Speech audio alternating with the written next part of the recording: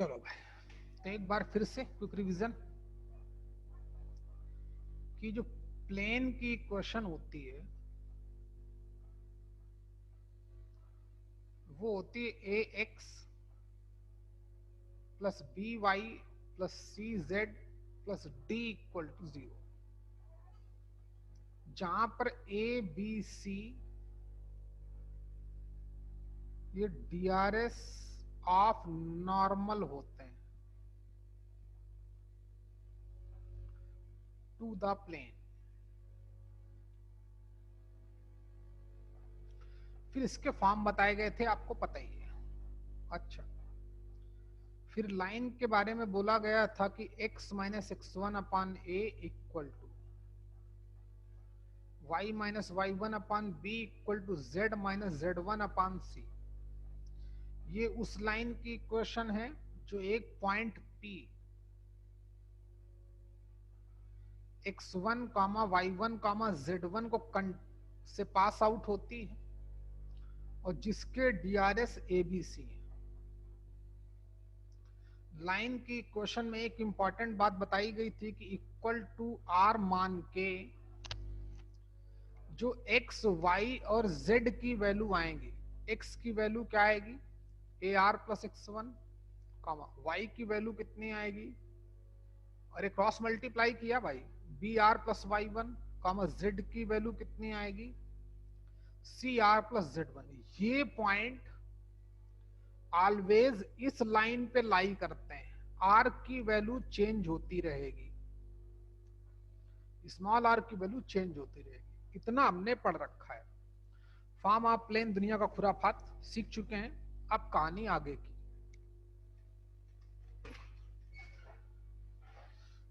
Okay,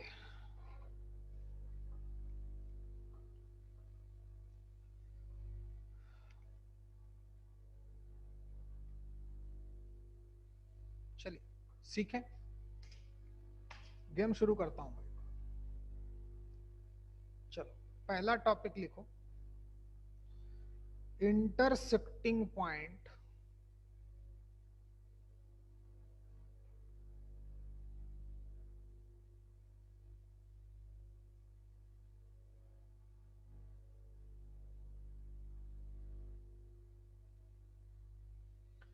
intersecting point of a line and a plane। अब game शुरू। Plane की equation भी पता है, लाइन की इक्वेशन भी पता है, तो फिर इनका इंटरसेक्टिंग पॉइंट क्या होगा, कैसे निकाला जाएगा, वो सारी बातें आज का लेक्चर बहुत इंपॉर्टेंस रखता है भाई, सीख लेना।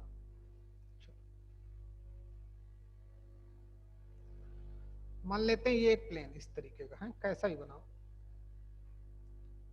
ये एक प्लेन है,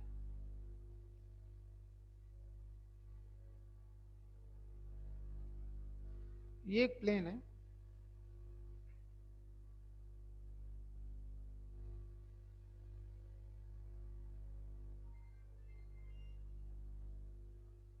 और ये एक लाइन है।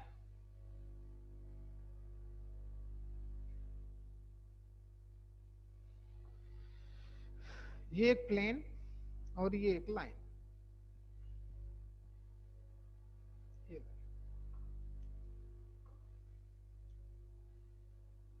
इन दोनों का जो इंटरसेक्टिंग पॉइंट है वो मान लेते हैं P।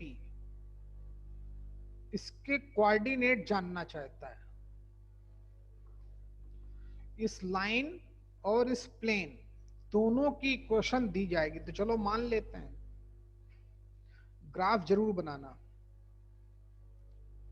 मान लिया कि प्लेन की equation A X plus B Y plus C Z plus D equal to 0, ये प्लेन गिवन है। लाइन की इक्वेशन भी गिवन है,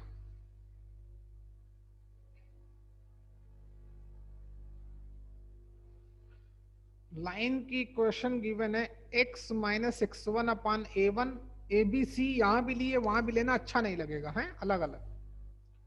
x minus x one upon A one equal to y minus Y one upon b one equal to z minus Z one upon c one. ये line भी given है।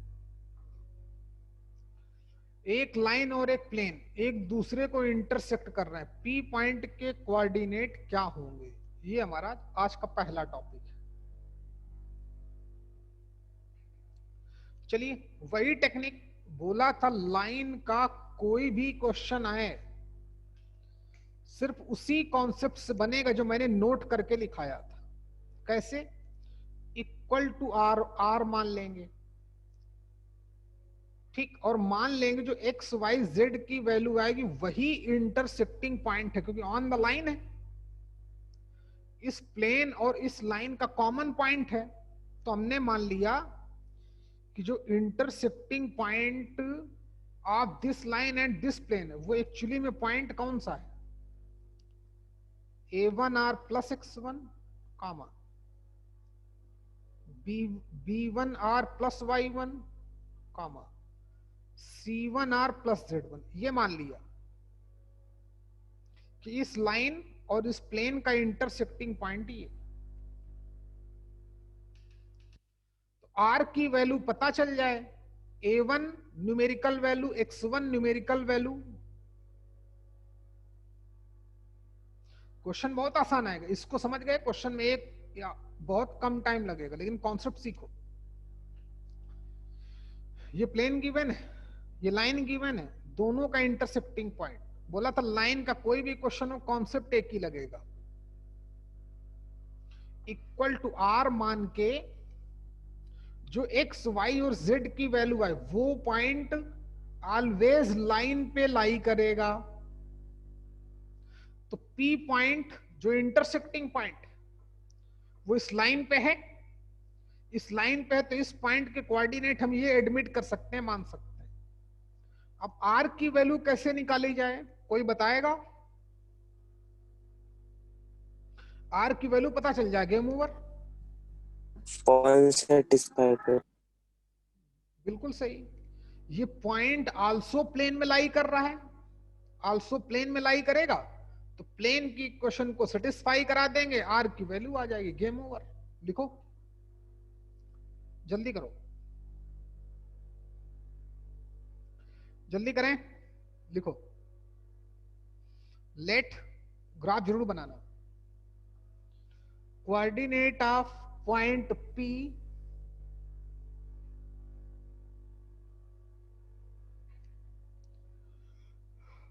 a1r plus x1 comma b1r plus y1 comma c1r plus z1। अब r की value कैसे निकालेंगे?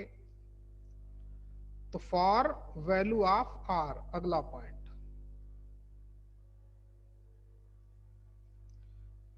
Point P also lie on the plane. जो point है हमारा वो आल्सो इस प्लेन पे लाई कर रहा है, तो प्लेन की इक्वेशन को सेटिस्फाई करेगा। मतलब ऐसे ग्राफ में मेंशन कर लो, डाल देंगे x की वैल्यू ये, y की वैल्यू ये, z की वैल्यू है यहां पर, तो r की वैल्यू मिल जाएगी। Using this condition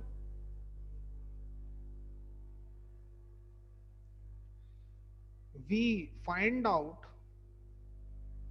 value of r।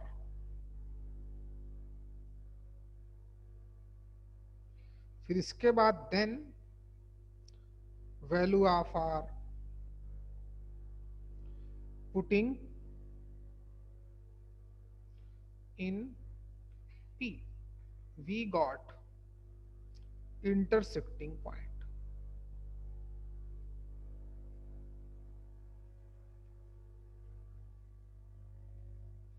हमें इंटरसेक्टिंग पॉइंट मिल जाएगा। हो गया? चलो अगला कॉन्सेप्ट है,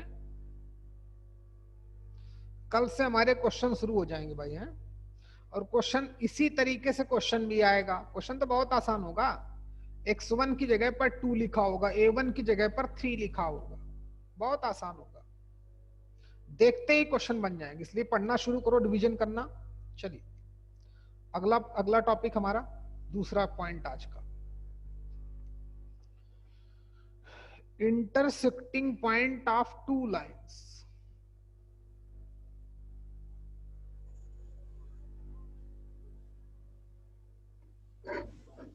सर बैक कर एक बार। ओके बच्चे,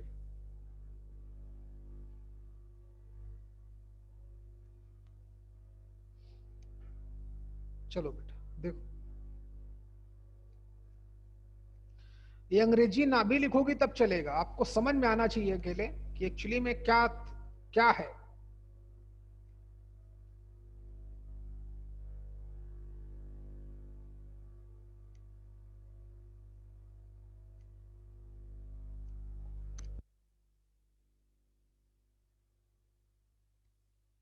हो गया बेटा? हो गया तो बोलना बच्चे हैं, फिर मैं आगे बढ़ूं।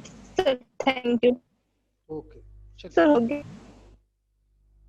आज का दूसरा पॉइंट कहाँ गया यार, वो दूसरा point, intersecting point of two lines. Two lines की क्वेश्चन गिवन होगी, बोलेगा इन दोनों लाइन का इंटरसेक्टिंग पॉइंट निकालो। अब दोनों को मिक्स कर रहा है फटाफट, वो लाइन प्लेन दोनों।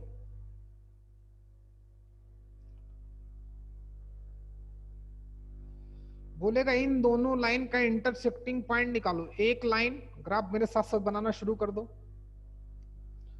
x minus x1 upon A equal to y minus y1 upon B equal to z minus z1 upon c. एक लाइन गिवन है।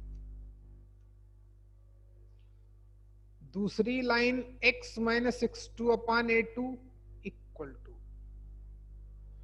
y minus y2 upon b2 equal to z minus z2 upon c2। इन दोनों line का intersecting point हमारा p है, उसके coordinate निकालने हैं। दोनों लाइन की इक्वेशन गिवन होंगी। सीखो बच्चे, बाद में लिखना। बोला लाइन के क्वेश्चन में उससे ऊपर मैथ्स लगेगी ही नहीं। कैसे? इक्वल टू r1 मान के x y z की वैल्यू निकाल लूं तो इसी p point, p on the line L1 line है कि नहीं, फर्स्ट लाइन पे p लाई करता है कि नहीं, ये लाइन L2 हो गई। दोनों लाइंस का कॉमन पॉइंट है p। क्या है? दोनों लाइन का कॉमन पॉइंट है। तो इक्वल टू r1 मान के x y z की वैल्यू निकाल लूंगा और वही मैं coordinate of point p on the line L1 मान लूंगा। सिमिलरली इक्वल टू r2 मान के x y z की वैल्यू निकालूंगा और लाइन L2 पर p पॉइंट के कोऑर्डिनेट r2 से मान लूंगा। दोनों सेम पॉइंट के कोऑर्डिनेट होंगे तो उनका x x coordinate, y y coordinate, z z coordinate identical होगा तो इक्वेट कर देंगे। r1 दो इक्वेशन चाहिए, r1 r2 की वैल्यू निकाल लेंगे, चाहे r1 की वैल्यू डालना चाहे r2 की वैल्यू डालना, पॉइंट आपको मिल जाएगा। बात समझ में आई कि नहीं आई शाकिब? यस सर भाई। हाँ, तो P पॉइंट के coordinate on the line L1 क्या मान सकता हूं? A1 R1 plus X1। Graph complete करो मेरे साथ साथ। B1 R1 plus Y1 comma C1 R1 plus Z1। और P पॉइंट के ही कोऑर्डिनेट मैं ऑन द L1 लाइन, नहीं उल्टा हो गया क्या? हाँ बात एक ही है। इस लाइन पे माने लेता हूं, रेड वाली लाइन पर, सेकंड लाइन पर, तो क्या हो जाएंगे? A2 R2 plus X2 comma B2 R2 plus Y2 comma C2 R2 plus Z2। P point के दो कोऑर्डिनेट आ गए, एक तो लाइन L1 के बिहाफ पे, एक तो लाइन L2 के बिहाफ पर। A1 x1 A2 x2 numerical value होंगी 2795। फिर इनका x कोऑर्डिनेट इक्वल पुटअप कर देना, y कोऑर्डिनेट इक्वल पुटअप कर देना, तो R1 और R2 में दो इक्वेशन आ जाएंगी, दोनों को सॉल्व कर लेना। चाहे R1 की वैल्यू निकाल लेना, चाहे R2 की वैल्यू निकाल लेना। R1 की वैल्यू निकालना तो यहां डाल देना, R2 की वैल्यू निकालना तो यहां डाल देना, दोनों सेम वैल्यूज आ जाएंगी। इतना कर पाए क्या? ग्राफ बना पाए? चलो एक बार और थोड़ी लैंग्वेज लिखा देता हूं, लिखो। Late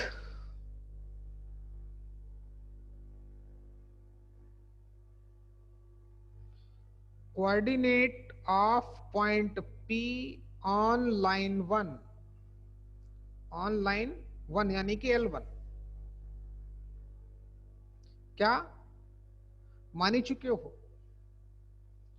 A1 R1 plus X1 comma B1 R1 plus Y1 comma C1 R1 plus Z1,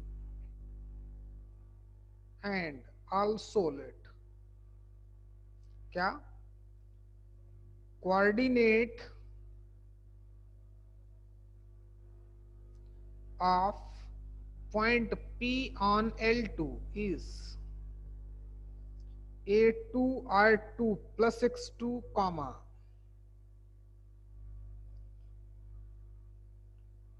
B2 R2 plus Y2 comma C2 R2 plus Z2। हो गया? चलो जल्दी करो यहां तक। फिर उसके बाद P पॉइंट दोनों लाइन का कॉमन पॉइंट है,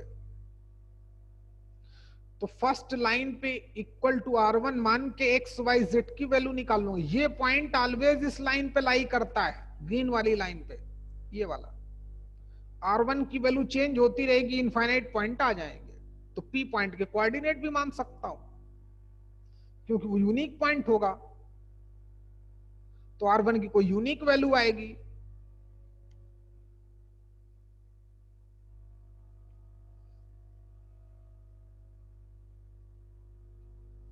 इतना हो गया? Then for value of R1 and R2, then for value of R1 and R2 solve the equations, क्या मैं लिखे देता हूं, solve the equations। कौन कौन सी इक्वेशन आप फोकस करें? A1 R1 plus X1 equal to A2 R2 plus X2, दोनों ही सेम पॉइंट के कोऑर्डिनेट हैं, तो x coordinate, y coordinate, z coordinate equal होगा। And A2 R2 plus Y2 equal, sorry A1 R1 plus Y1 equal to, A1 है कि B1 है? B1 होगा यार, हाँ, B2 R2 plus Y2, B1 R1 plus Y1 equal to,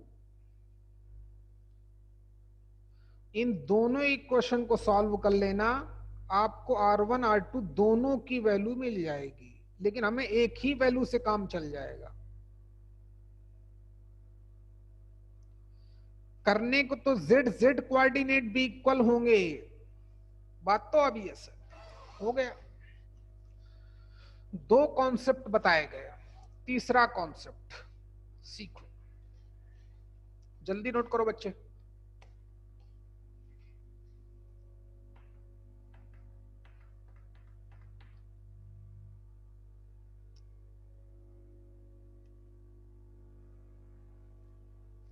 दो दिन तुम्हारा लेक्चर ही नहीं हो पाया यार, नहीं प्रॉपर नहीं हो पाया।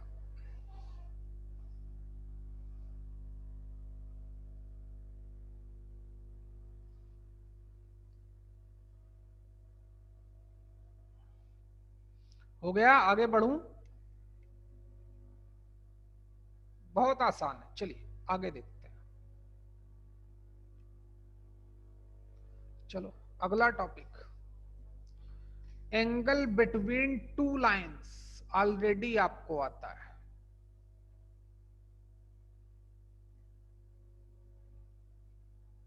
Angle between two lines already आता है,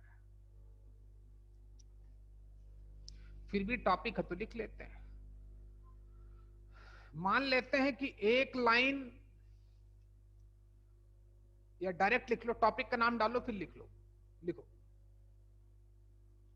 first we find out, first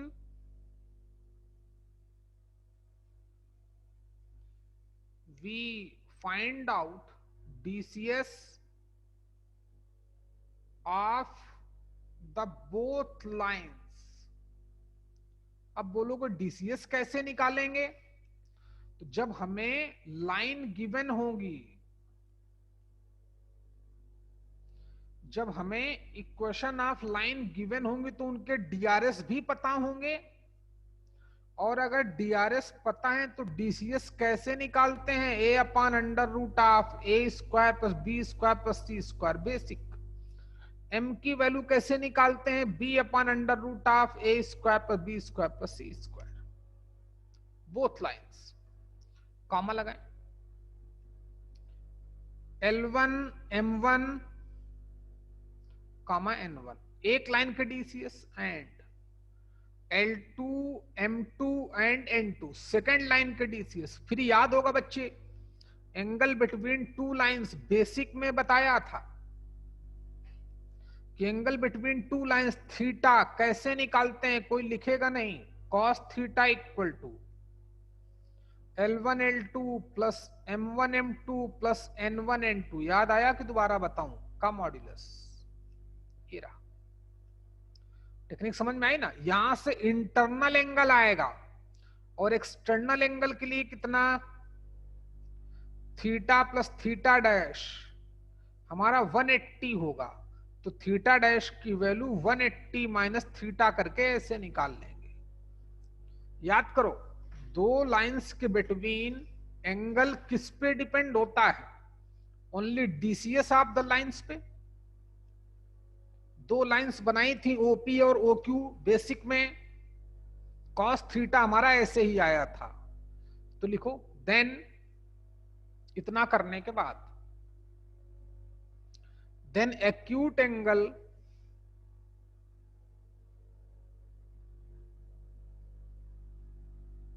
theta given by the relation cos of theta equal to modulus of L1 L2 plus M1 M2 plus N1 N2। हो गया? DR lines given होंगी तो DCS तो already पता होंगे। DCS पता है, DRS पता है, तो DCS निकालना अपने आप आता है। तो सबसे पहले DCS निकालेंगे, फिर ये रहा फार्मूला। हो गया क्या? इसके बाद and obtuse angle theta dash obtained by the relation theta dash equal to 180 minus theta. चलिए ये भी हो गया। याद करो basic, angle between to line depend upon only DCS of the both lines. DCS of lines is L1 M1 N1 and L2 M2 N2, then internal angle or acute angle theta is given by the relation cos of theta equal to modulus of this।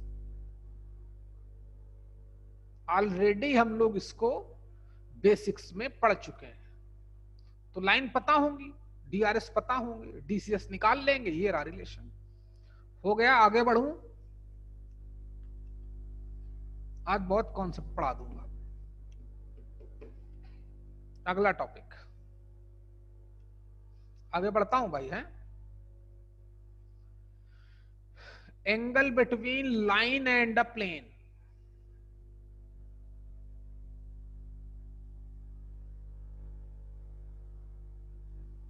Angle between line and a plane, एक plane और एक line के between angle. सीखो, ये एक plane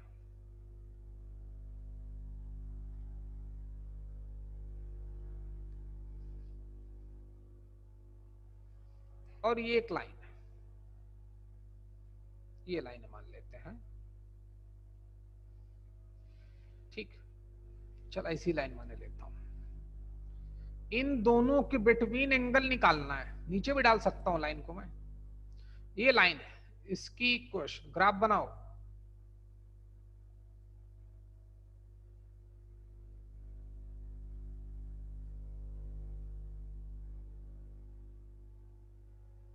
ये line और ये प्लेन,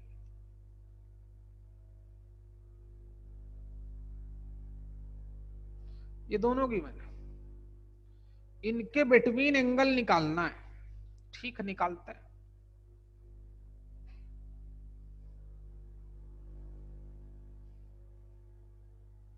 अच्छा, कैसे निकाला जाए वो भी सीखो।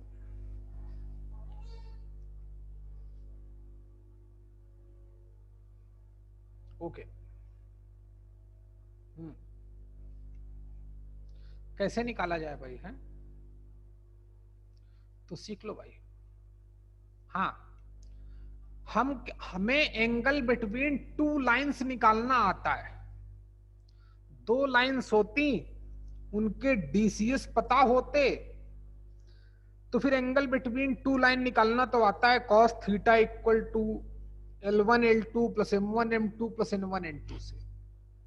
लेकिन आज तो कहानी कुछ खतरनाक है। कोई बात नहीं, तो मैं एक काम करूंगा, इस प्लेन पे नॉर्मल तो पता ही होगा, नॉर्मल मान लेते हैं ऐसे।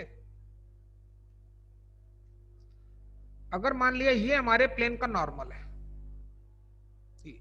ये पिंक कलर की लाइन, ये नॉर्मल है।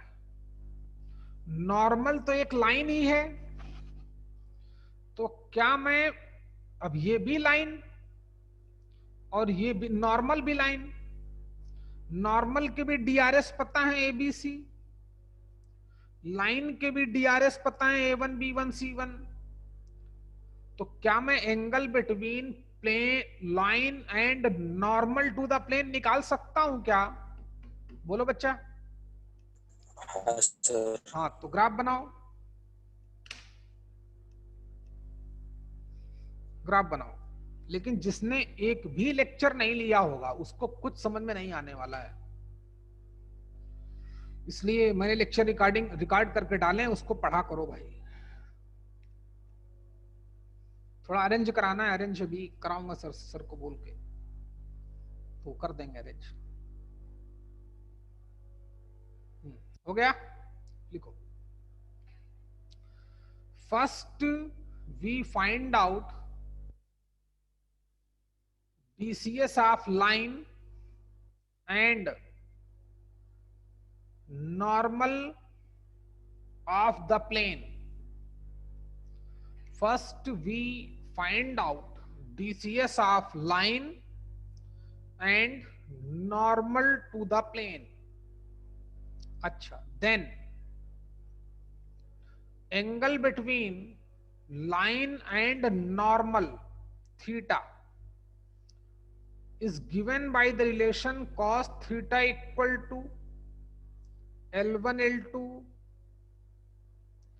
plus M1 M2 plus N1 N2। दो लाइंस के बिटवीन तो एंगल ऐसे ही निकालते हैं, चाहो तो मॉड डाल दो या ना डालो, छोड़ दो, ऐसे छोड़ दो। अच्छा, लेकिन हमें यहां से थीटा हमारा आ जाएगा, लेकिन हमें क्या चाहिए? हमें तो ये थीटा चाहिए ही नहीं, लेकिन हम निकाल यही सकते हैं। हमें तो angle between line and plane चाहिए, और हमने नॉर्मल और लाइन के बिटवीन एंगल निकालना है। तो एक काम करते हैं आपके लिए, कि जहां पे नॉर्मल और लाइन इंटरसेक्ट कर रहा है वहां पे मैं प्लेन के पैरेलल एक लाइन डालता हूं। ये मैंने प्लेन के पैरेलल लाइन डाली, दिख रही क्या? हमें एक्चुअली में ये एंगल पता करना था, ये थीटा डैश, दिख रहा है क्या? अब ब्लू कलर वाली लाइन, ये line parallel to the plane है, लाइन प्लेन के पैरेलल है, तो जो थीटा डैश होगा वही तो हमारा रिक्वायरिंग एंगल है। अब ब्लू कलर वाली लाइन और नॉर्मल आपस में परपेंडिकुलर होंगे, थीटा हम यहां से निकाल चुके होंगे इस रिलेशन से। बात समझ में आई कि दोबारा समझा दूं? और हमें थीटा डैश निकालना है, तो थीटा प्लस थीटा डैश हमारा क्या दिख रहा है? 90. 90। तो थीटा डैश यहां से निकाल सकते हैं, यानी कितना बच्चे? 90 माइनस थीटा, या इसी को पाई बाई 2 माइनस थीटा बोल सकते हैं। या एक कहानी और देखो कैसे, जल्दी करो भैया, यहीं से हमारा गेम हो जाएगा। क्लियर हो गया क्या? यहीं से हमारा गेम पूरा हो जाएगा। यहां से निकले, ये एंगल नहीं चाहिए, ये एंगल हमारा आंसर होगा, थीटा डैश। ओके, क्लियर हो गया कि दोबारा समझाऊं? एंगल बिटवीन लाइन और प्लेन 2-3 बार क्वेश्चन पूछा होगा। हाँ, ऐसा भी कर सकते हैं कि थीटा की वैल्यू यहां से निकालूंगा तो 90 माइनस थीटा डैश आएगा, यहां पुटअप कर दूंगा r cos 90 minus theta dash. Theta dash actually requiring angle है, जो एंगल, जो एग्जैक्ट एंगल में फाइंड आउट करना है वही थीटा डैश है। तो cos 90 minus theta right side तो वही रहेगा, उसमें थोड़ी मैथ्स लगेगी। L1 L2 plus M1 M2 plus N1 N2, ये रहा। और cos 90 माइनस थीटा डैश कितना होता है? Sine of theta dash. तो आप ऐसे भी निकाल सकते हो। समझ में आया कि दोबारा समझाऊं?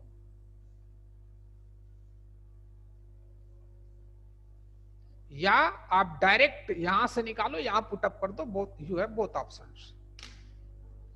बस समझ में आना चाहिए क्या करना है, ये क्यों गलत होगा, यही क्यों सही होगा, ये चीजें हमें समझ में आनी चाहिए। भाई यहां से थीटा भी तो मैं फाइंड आउट कर सकता हूं, 90 माइनस थीटा डैश, और थीटा डैश हमारा angle between given line and plane actually में है। तो जब लिख सकते हैं तो लिखो भाई, मैथ्स लगाओ ना, किसने रोका है? हो गया, आगे बढ़ूं? किसी को कोई डाउट है तो पूछ सकते हो, डिस्कस कर सकते हो, नहीं तो मैं बढ़ते रहूंगा आज भाई। क्यों भाई, कल तुम लोग क्यों नहीं आए? नहीं, तुम तो आए थे यार, मैं ही नहीं था। मैं तो था, लेकिन क्या बोलते हैं, थोड़ी प्रॉब्लम चल रही थी अपने यहाँ नेट वगैरह की। परसों बहुत बारिश आई थी, बहुत ज्यादा, पूरी रात बारिश आती रही। चल भाई आगे देख, हटा दूं? क्या क्या पढ़ लिया हमने? Angle between two lines very easy, intersecting point of two lines very easy, intersecting point of line and plane, ठीक है। अच्छा, एंगल बिटवीन टू लाइंस आसान है, angle between line and plane also आसान है। अगला, एंगल बिटवीन टू प्लेन्स, अगला topic.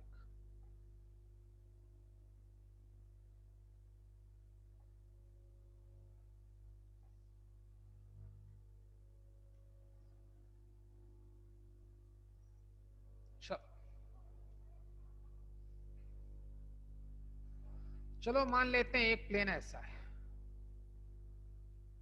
कैसा भी डाले यार, कोई टेंशन नहीं, जैसा प्लेन बनाना हो वैसा बनाओ। एक प्लेन ऐसा है, चलो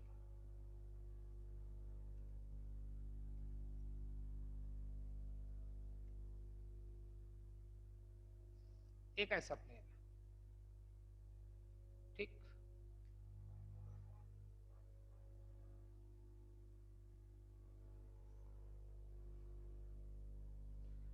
ग्राफ बनाओ, जैसा मन करे वैसा बनाओ, मेरे जैसा न मत बनाओ, ज्यादा ही अच्छा है, क्योंकि मैं एक बहुत बड़ा आर्टिस्ट नहीं हूं भाई। है चल भाई, तो एंगल बिटवीन टू प्लेन्स वही आएगा जो उन दोनों प्लेन्स के नॉर्मल्स के बिटवीन एंगल आएगा। हम क्या करेंगे, एंगल बिटवीन दो प्लेन गिवन होंगे हमको, तो हमें जब भी बोलेगा angle between two lines find out करो, तो हम चालाकी करेंगे, दोनों प्लेन्स के नॉर्मल के बिटवीन एंगल निकाल लेंगे। क्यों? क्योंकि प्लेन की इक्वेशन तो गिवन ही होंगी। समझ जाना, हम एंगल सिर्फ दो लाइंस के बिटवीन निकालना जानते हैं। जो किस पे डिपेंड होता है, depend upon only DCS of both lines. One plane is this and second plane is similar like to this, a2x plus b2y plus c2z plus d2 equal to 0। Plane के normal के DRS पता होंगे, DCS निकालेंगे, game over, graph बना लिया, बस sufficient है। लिख, मींस एंगल बिटवीन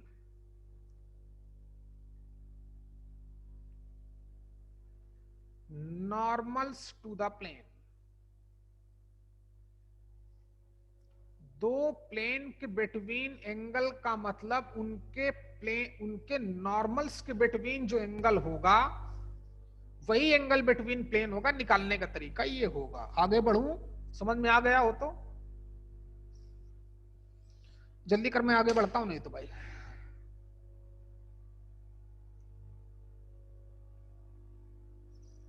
चलो और सीखो, सीखते रहो, सीखते रहो।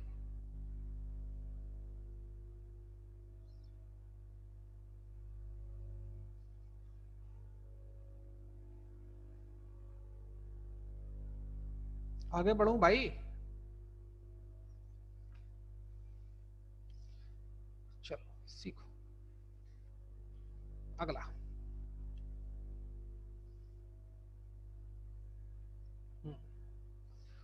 वेरी इंपॉर्टेंट पॉइंट है, टॉपिक पहले समझ लें, बाद में लिखते हैं, या लिख ही लो पहले। Foot of perpendicular dropped from a point to a plane,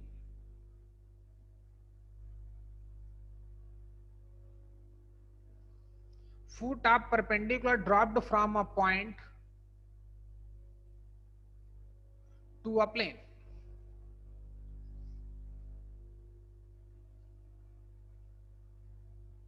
to plane या to the plane.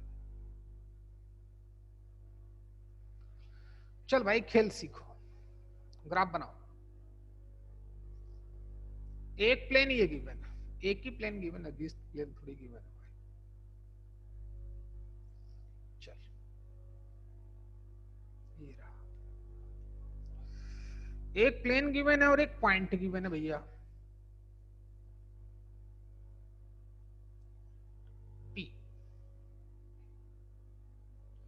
x1, y1, z1 given, equation of plane also given, ये भी given। बोलता है कि इस प्लेन से इस लाइन पे, सॉरी इस पॉइंट से इस प्लेन पर परपेंडिकुलर ड्रॉप किया गया। क्या किया गया? परपेंडिकुलर ड्रॉप किया गया। जिस पॉइंट पे परपेंडिकुलर पड़ा उस पॉइंट के कोऑर्डिनेट को ही ये लोग फुट ऑफ परपेंडिकुलर बोलते हैं। फुट ऑफ परपेंडिकुलर क्या है? एक पॉइंट गिवन होगा, उस पॉइंट से गिवन प्लेन पे परपेंडिकुलर ड्रॉप किया गया, गिवन पॉइंट से प्लेन पे परपेंडिकुलर ड्रॉप किया गया, तो एम पॉइंट के कोऑर्डिनेट को ही ये लोग F dot O dot P बोलते हैं, फुट ऑफ परपेंडिकुलर।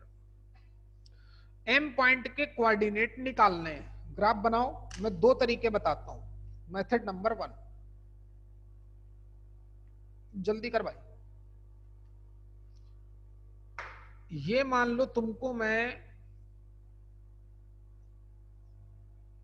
काम करो अपना, नोट करो पहले, जल्दी करो भैया।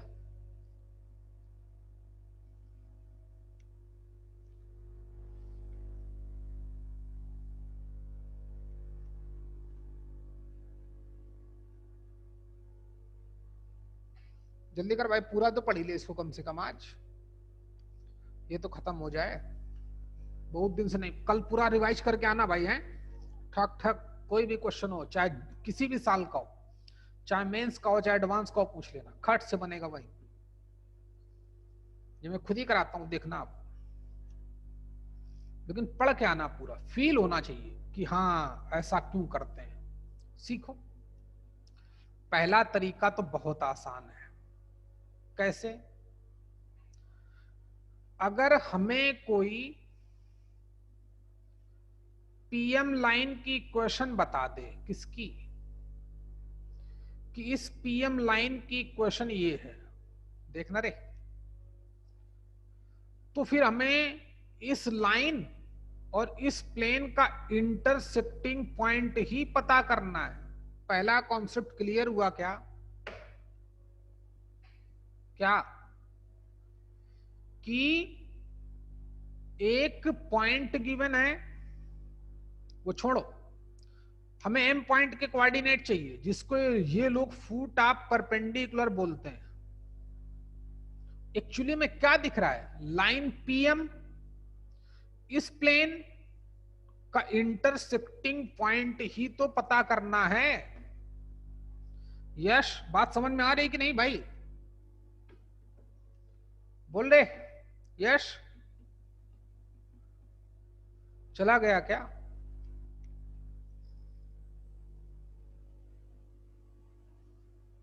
यश गायब है क्या आज? गायब है मक्कार पूरा आज। यश कहाँ है भाई? गायब। आया तो सबसे पहले था लगता है हमको। चल भाई मरने दे। देखो, तो लाइन पीएम की कोई इक्वेशन बता दे। कहां गया यार, कर सब दिमाग खराब किए, ये रहा। तो पीएम लाइन की इक्वेशन और इस प्लेन का इंटरसेक्टिंग पॉइंट आसानी से बता देंगे, लेकिन लाइन पीएम की इक्वेशन कैसे निकले?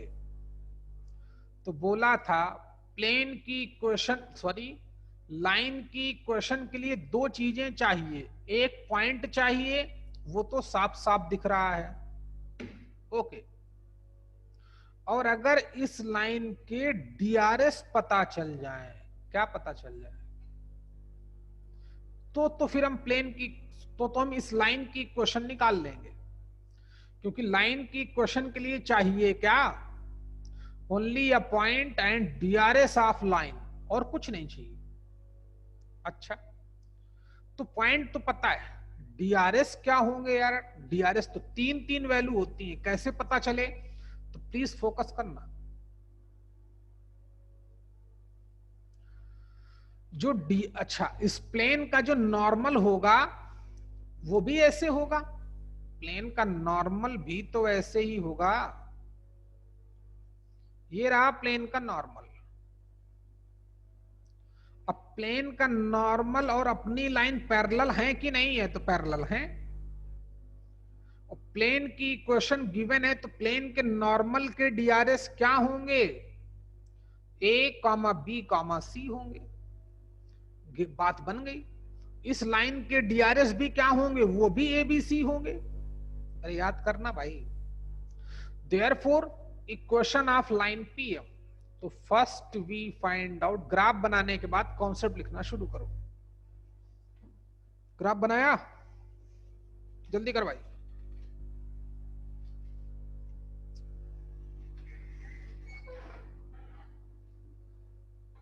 ग्राफ बना लिया बेटा? तो first we find out equation of line PM, और उस PM लाइन की इक्वेशन क्या आ जाएगी? पॉइंट तो गिवन ही थे, DRS A B C हो जाएंगे। तो x minus x1 upon A equal to y minus y1 upon B equal to z minus z1 upon C। ये लाइन PM की इक्वेशन आ गई। क्लियर हुआ कि नहीं? Then find out intersecting point.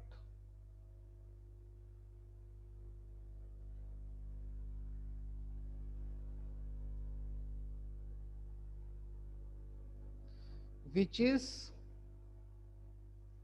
also represent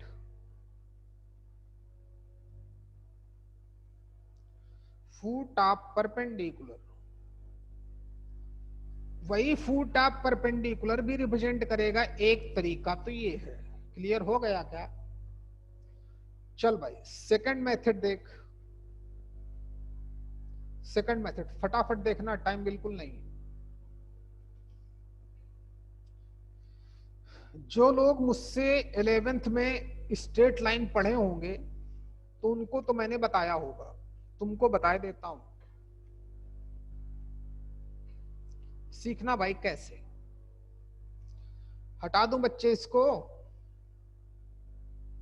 जल्दी करो, फिर खत्म करूं भाई।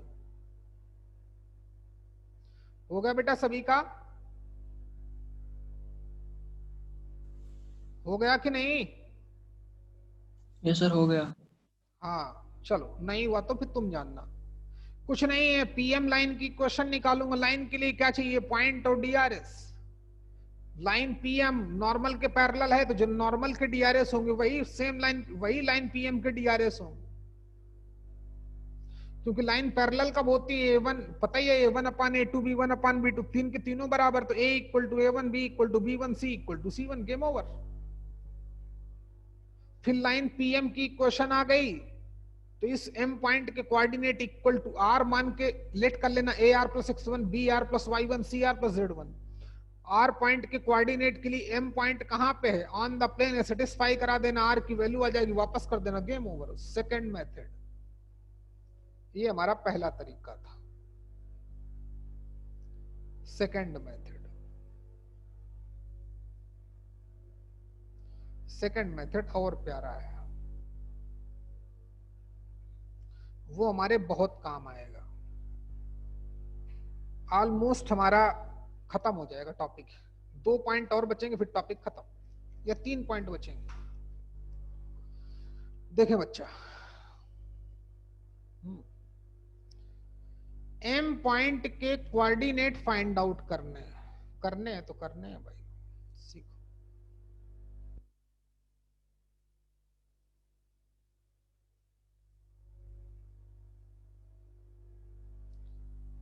हमने एक काम किया, अपनी तरफ से इस M पॉइंट के कोऑर्डिनेट x2, y2, z2 मान लिए। जल्दी करो बच्चे।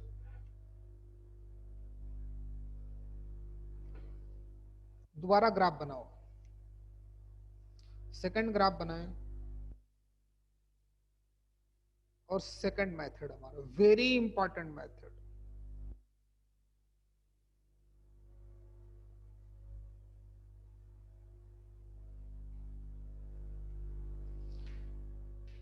अच्छा तो गौर से देखना भाई, जो डीआरएस ऑफ लाइन पीएम होगा, अब x2 y2 z2 की वैल्यू निकालनी। x1 y1 z1 तो गिवन ही है। तो जो पीएम लाइन के डीआरएस होंगे तो वो क्या x2 minus x1, y2 minus y1 और z2 माइनस z1 ना होंगे? जरूर होंगे। DRS of line joining 2 point. Clear हुआ कि नहीं? लाइन पीएम जो है कौन सी? लाइन पीएम जो है वो पैरेलल टू द नॉर्मल है तो दो लाइंस पैरेलल कब होती हैं? जब उनके डीआरएस का रेशियो इक्वल आ जाए। x2 minus x1 upon a equal to y2 minus y1 upon b equal to z2 minus z1 upon c। यहां तक बात समझ में आई कि बताऊं? जल्दी करें यहां तक।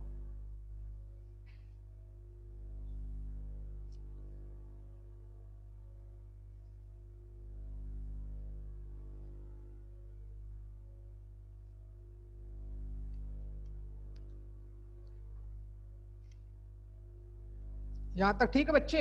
अब देखो सुनो, एक्चुअली में है क्या कि ये तो कोई न्यूमेरिकल वैल्यू होगी x1 y1 z1। वेट, मान लो 1 कामा 2 कामा 3 दे दिया, प्लेन दिया 4x minus y plus 7z minus 9 equal to 0।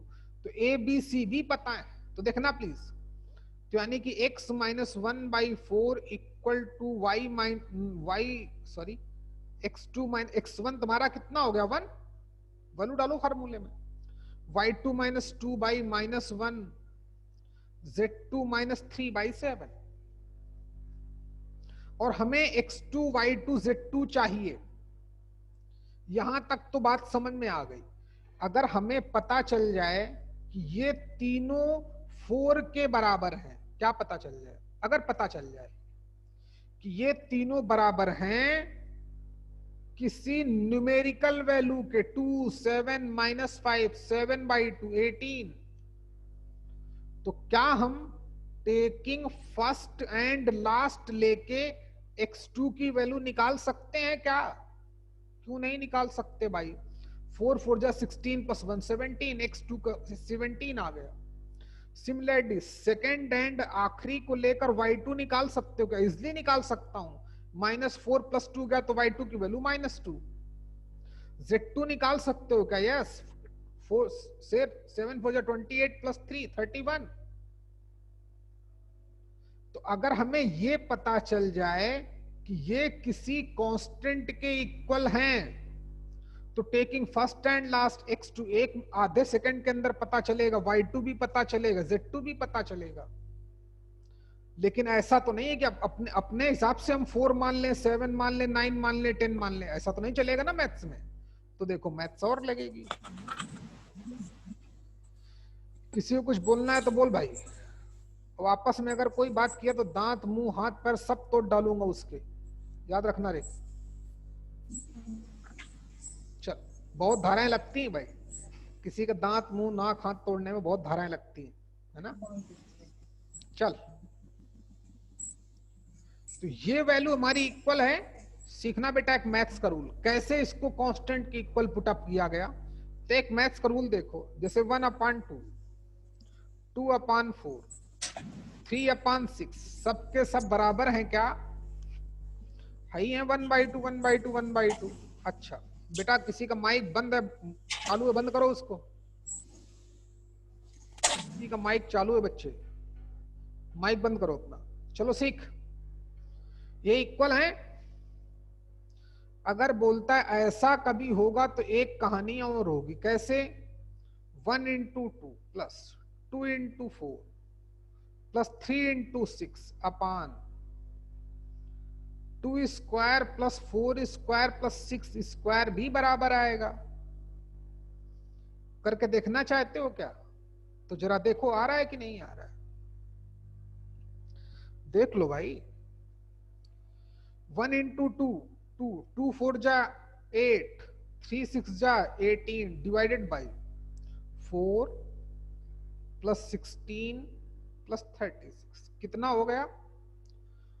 56 बराबर है ना। 16 4 20 36 56। ऊपर कितना आएगा? 28 28 दूना 56। 1/2 आ रहा है कि नहीं आ रहा भाई? बोलो बेटा। तो ये भी 1/2 के ही बराबर आ रहा ना। ओके, यानी कि मैथ्स का रूल क्या बोलता है? सीखे मैथ्स का रूल क्या बोलता है। कहीं अपनी कॉपी के इधर उधर करके लिख लो। प्लेन तो पूरा गायब ही हो गया, चल फिर बना देंगे भाई, कोई टेंशन नहीं। मैथ्स का रूल क्या है सीखो, अगर a upon alpha equal to b upon beta equal to c upon gamma given है, तो बोलता है कि ये फिर इनको आल्सो इक्वल होना पड़ेगा, किसके, a into alpha plus b into beta plus c into gamma upon alpha square plus beta square plus gamma square. कहीं नोट कर लो बेटा, फिर अपने कॉन्सेप्ट को आगे बढ़ाते हैं, जल्दी करें, आज बहुत टाइम, जल्दी कर भाई, कोई दिक्कत नहीं, चलता है कभी कभी।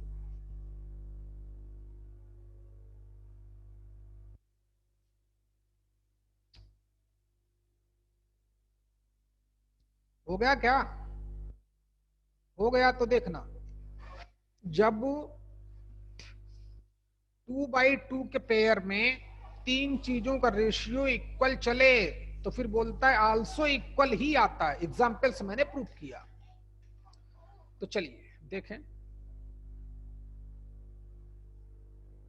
सीखें, ये तीनों बराबर हैं, चलो आपके लिए इतनी बात तो समझ में आ गई, यही बहुत है, अपान ए चल रहा है, सीख बच्चे, इसको हटाना पड़ेगा। अगर ये तीनों बराबर हैं तो फिर ये तीनों एक वैल्यू के और बराबर होंगे, वो वैल्यू देखना। टॉपिक हमारा खत्म होने का टाइम आ गया। x2 minus x1 upon A equal to y2 minus y1 upon B equal to z2 minus z1 upon c also equal किसके होगा, a times x2 minus x1 plus b times y2 minus y1 plus c times z2 minus z1 upon कितना, upon a square plus b square plus c square. अगला step जल्दी कर, फिर इसका और अगला स्टेप देखो, क्या, जो पॉजिटिव हैं उनको पहले लिख लो, ये हमारे क्लास 11th वाले बच्चे कॉन्सेप्ट जानते हैं, उनको पढ़ा दिया ना स्ट्रेट लाइन, उनको भी पता है। तो ax2 plus by2 plus cz2, जो निगेटिव है उनको भी देखो, माइनस का ax1 माइनस का by1 माइनस का cz1 अपान कितना, अपान में तो कोई टेंशन है ही नहीं। इतनी बात समझ में आ गई क्या, अच्छा भाई, अच्छा देखो, ये पूरी तो न्यूमेरिकल वैल्यू ही होगी, ax1 plus by1 plus cz1, ए स्क्वायर बी स्क्वायर सी स्क्वायर न्यूमेरिकल वैल्यू होगी, इसकी वैल्यू नहीं पता, इसकी वैल्यू और न्यूमेरिकल हो जाए, गेम हमारा खत्म हो गया, जल्दी करो, कॉन्सेप्ट खत्म करने का टाइम आ चुका है। यहां तक हो जाए तो मुझे बताना, क्या करना था, लाइन डालनी थी, किस कलर की, ग्रीन कलर की, देख भाई, आजा भाई लाइन,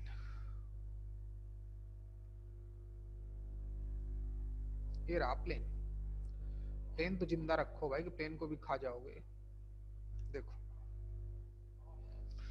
तो गौर से देखना बच्चे, इस ax2 plus by2 plus cz2 की वैल्यू कैसे न्यूमेरिकल की गई, प्लीज फोकस करें, टॉपिक खत्म। x2 y2 z2 हमने पॉइंट कहां माने थे, on the plane, m point तो फुट ऑफ परपेंडिकुलर है, प्लेन पे ही लाई करेगा कि नहीं, जब प्लेन पे लाई करेगा तो प्लेन की इक्वेशन को सेटिस्फाई करेगा, x की जगह x2, y की जगह y2, z की जगह z2 plus d equal to 0 आएगा कि नहीं बच्चे। तो यहां से ax2 plus by2 plus cz2 की डायरेक्ट वैल्यू माइनस d आ जाएगी, आ गई क्या, कॉन्सेप्ट खत्म हो गया। देखें कैसे, हटाना पड़ेगा ऊपर वाले को, देखें प्लीज, तो चलो खत्म करें। x2 minus x1 upon A equal to y2 minus y1 upon B equal to Z2 minus Z1 upon c also equal to, इसकी जगह क्या हो गया माइनस का डी, चार के चारों से माइनस साइन कॉमन ले लो, अरेंज कर दो, मतलब ax1 बहुत छोटा लिखना पड़ रहा है भाई, हैं, प्लस by1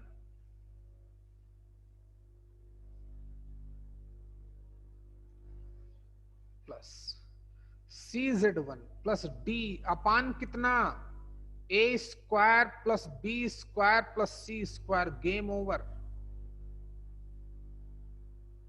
ये एक न्यूमेरिकल वैल्यू हो गई, taking first and last, x2 taking second and last, y2 taking third and last, z2, game over, फूटा परपेंडिकुलर, गेम खत्म। जल्दी करो भैया, और पढ़ाऊं कि रहने दो भाई, आज बहुत है इतना आज के लिए, जल्दी बोलो। हेलो, किसी कुछ बोलना है भाई, खत्म कर दूं? चल भाई क्लास ओवर, नोट कर ले, मजे कर, कल इसके आगे पढ़ाऊंगा। ओके भाई, कर लो बच्चे, क्विट कर जाओ।